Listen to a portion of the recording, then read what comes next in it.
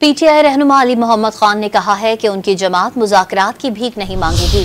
قومی اسمبلی میں اظہار خیال کرتے ہوئے واضح کیا کہ اگر خواجہ آصف نے جیل کاٹی ہے تو وہ بھی جیل جا چکے ہیں، ان پر دہشت گردی کے الزامات لگائے گئے۔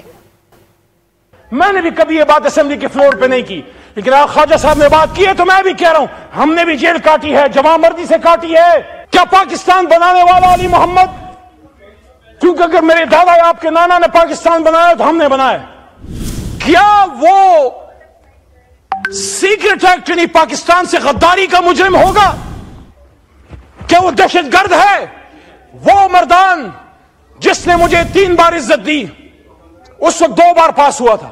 آپ نے مجھ پہ میرے مردان میں دہشت گردی اور مجھ سے غداری کا فتویٰ لگایا، اس کے چند مہینے بعد مردان نے مجھے 1 لاکھ سے زیادہ ووٹ دے کے واپس ادھر سے ایوان میں بھیج دی۔ ہم مذاکرات کی بھیک نہیں مانگتے، اگر تم سمجھتے ہو کہ اس کا اندر رکھ کے ملک چلا سکتے ہو چلا کے دیکھ لو۔